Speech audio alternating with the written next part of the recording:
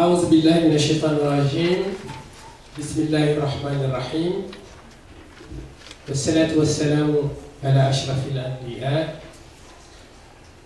السلام عليكم ورحمة الله وبركاته.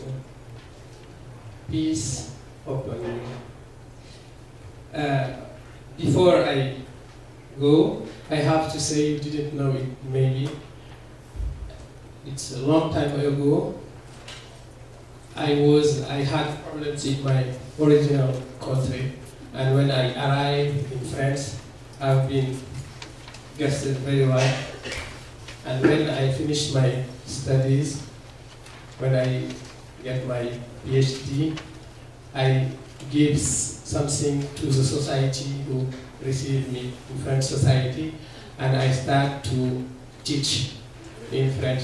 I think it's like all the refugees here, and I have to thank Iskashita for the great job you are doing.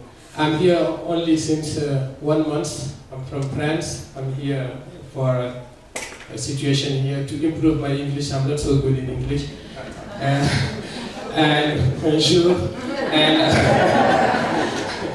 And I think Iskashita need to be helped because when you give something to refugees, after they will have a lot of things to give to the society. So thank you. So to not be long, I have to read extract from the Quran about hospitality. In French or in Arabic, or in French. Okay. In French.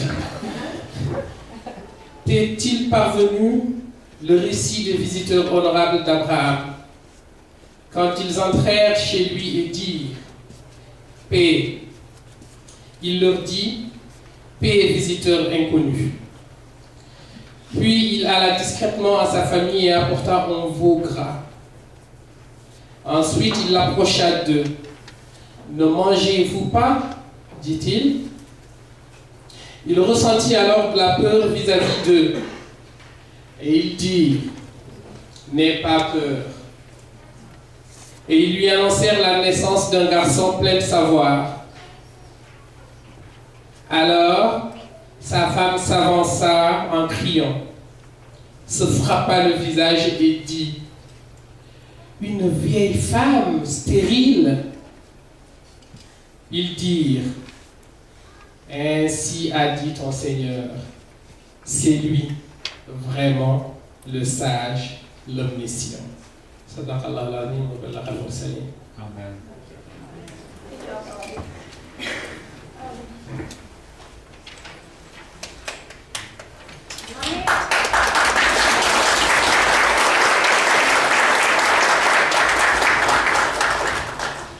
Pastor Jim said earlier, my name is Jamie, and I am a young adult missionary appointed to work at Ishkashita. So today I wanted to share some about hospitality. But first you're probably wondering, what in the world did he just read? I don't speak French, right?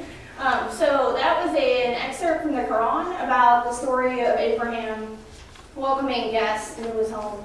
And what I think is beautiful about that is that most of the major world religions hold hospitality in high regard. So in this story, Abraham sees the guests walking by his town, doesn't know who they are, goes and finds them and prepares a meal for them. But the meal he prepares isn't something simple, isn't the leftovers out of his fridge.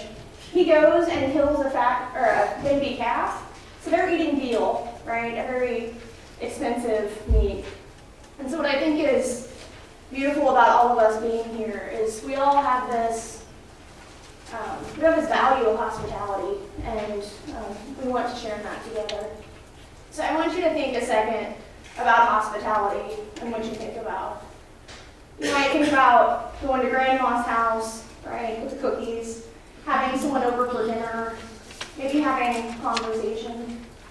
And this is some of the things we think about. You're probably thinking about other things as well. But I think sometimes the biblical definition of hospitality gets lost in the translation from one culture to another. And we even pay people in this country.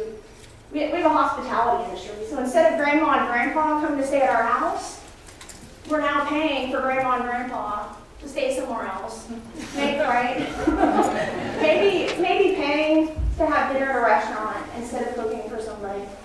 And so in the ancient Near East, they had rules, laws as to who should receive hospitality. And there was a recognition that since the people of Israel were slaves in Egypt, and then God delivered them and provided them hospitality in the wilderness, they were to provide hospitality to other people, to the non-Israelites among them.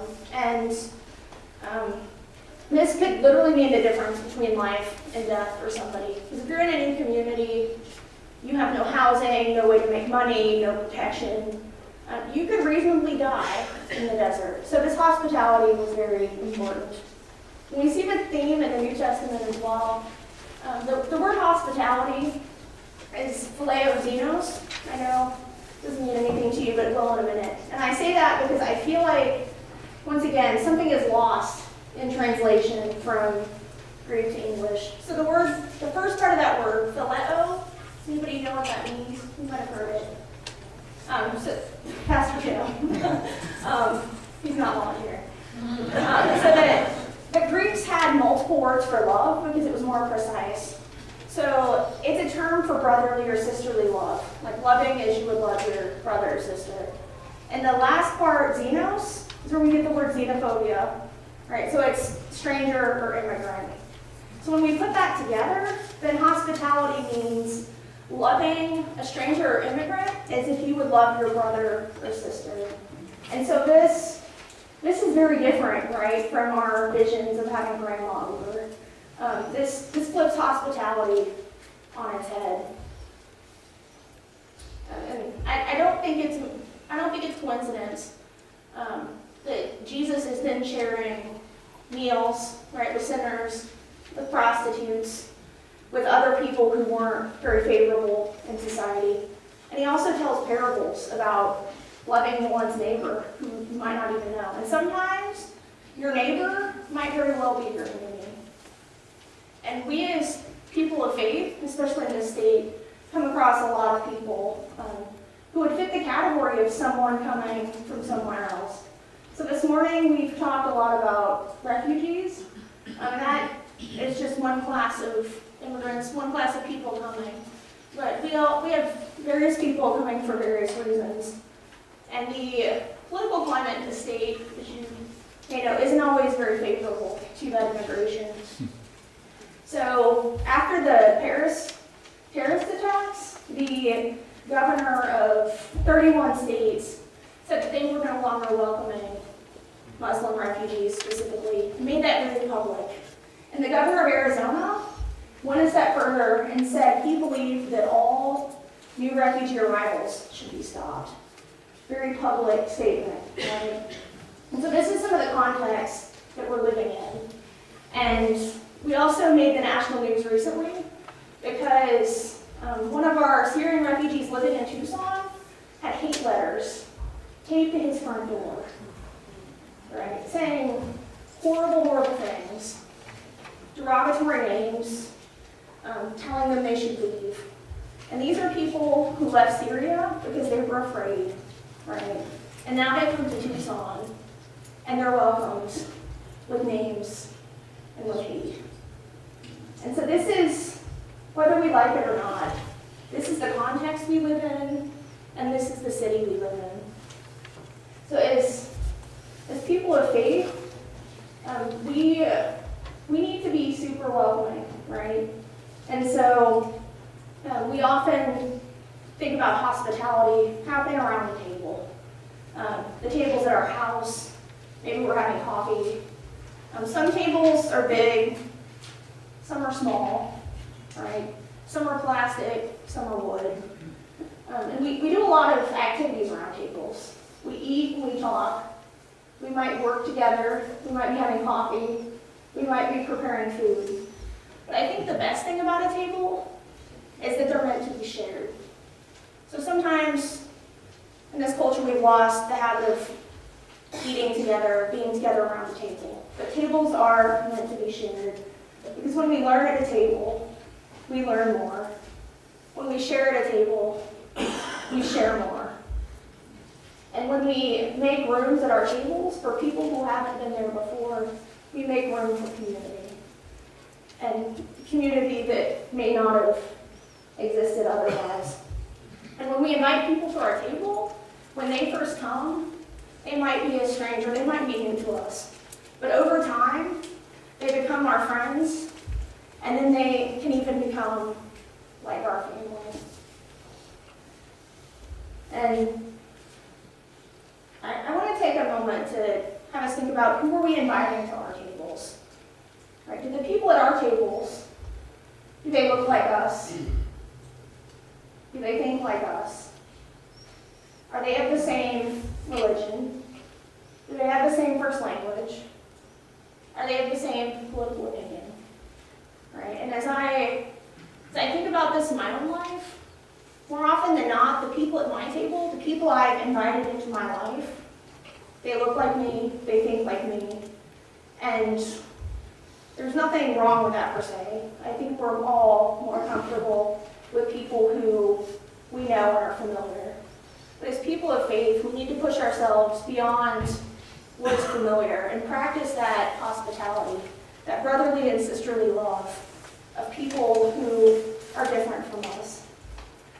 And it can be difficult, right? So you get to somebody's house and the rules are different. So maybe you have to take your shoes off at the door. Or maybe they come to your house and they don't like your dog, right? But even in the midst of this, we can learn how to come together and how to share that love. And I think as we share hospitality with one another, with people who are different from us, our lives are enriched. We learn new ways of looking at things. We learn that maybe our stereotypes were wrong when we get to know somebody else. We learn different ways to prepare food. We learn maybe new games, get to practice cultural traditions as well. And we learn to do life together. And in my experience with refugees, my life has been transformed. I hear stories of great joy, stories of people being happy, very joyful, very grateful for being able to live in this community. I hear stories of people being successful at work, at school. But I also hear stories that are more difficult to hear. Stories of people being discriminated and persecuted, even in Tucson, right, racially profiled. I hear stories of people who have lost more than they can put words to. But I think the beauty in that is that refugees are some of the most resilient people I've ever met. Despite all of the garbage, all of the horrible things, they keep going, they're happy to be here and happy to give back.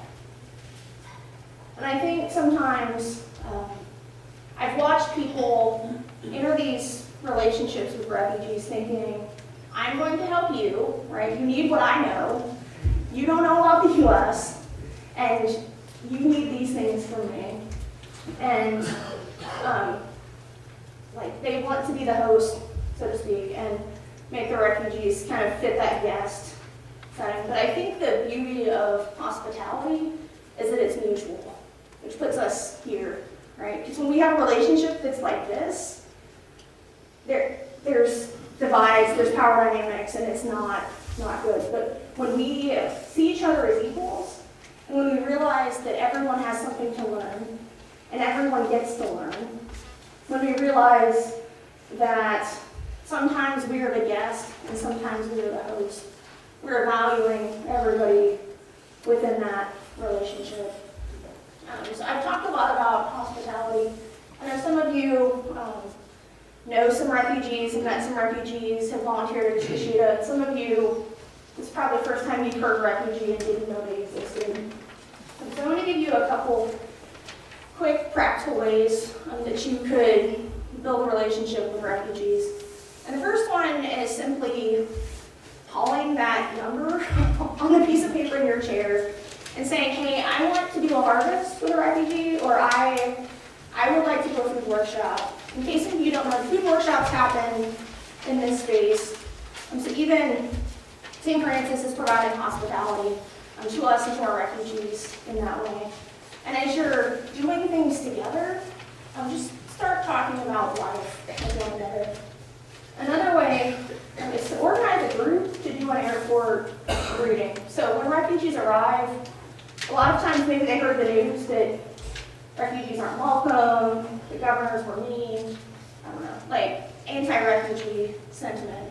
But can you imagine what it's like to get off a plane after traveling a couple days in a new place and have people there with a banner saying, welcome. Like, we welcome you here, we're glad you're here. And another way is refugees are often isolated.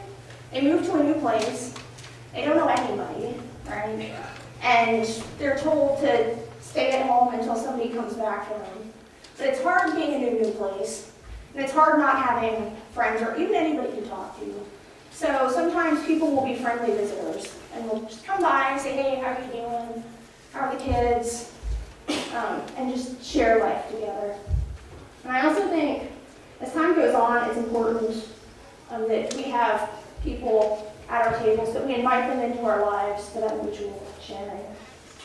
And today, you've probably seen the bread, fruits obviously because we harvested it, but we are going to do a love feast as a means of practicing hospitality. And so we recognize that there is beauty within all of us. And as we look around, not everybody looks the same, not everybody acts the same, but we recognize that for everyone here, there's a brotherly and sisterly love that where everyone has a place, where everyone has a voice, and where we are all have gifts, we're all diverse, but we're all on the same level. So there's going to be a liturgy, a text on the screen, and I will read the leader part, and you all will read the lead part. God of exiles, shelter of the homeless. You all into the arms of your love. To all who wander with no place to call home. You offer shelter and rest. For all who are lost. To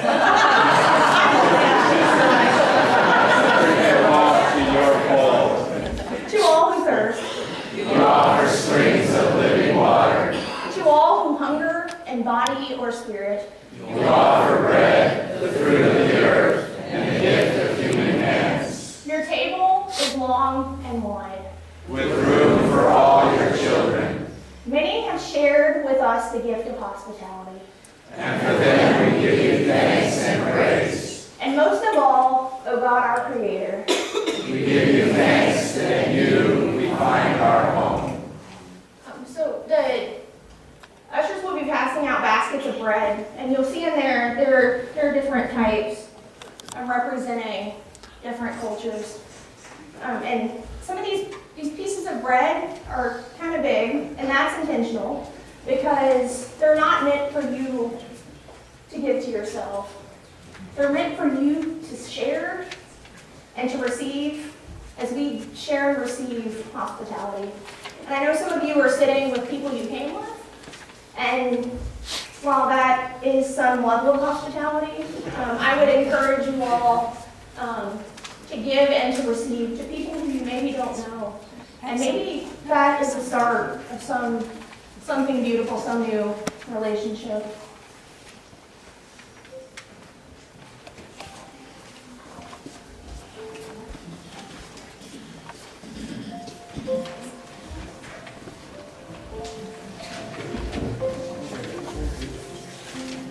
Take the whole piece and share it. Yeah, take a whole piece.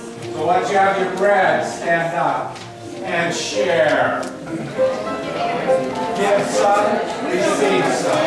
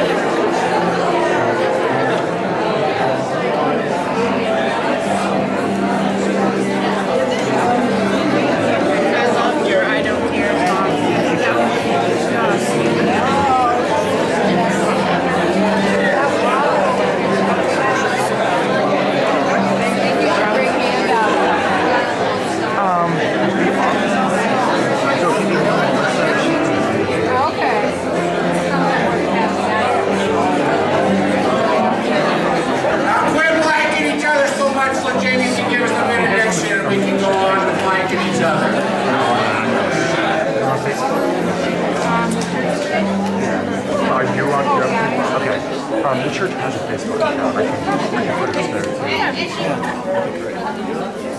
As you go today, go knowing that your table is best shared, and knowing that as we love others, as brothers and sisters, that our lives are enriched and we are transformed together.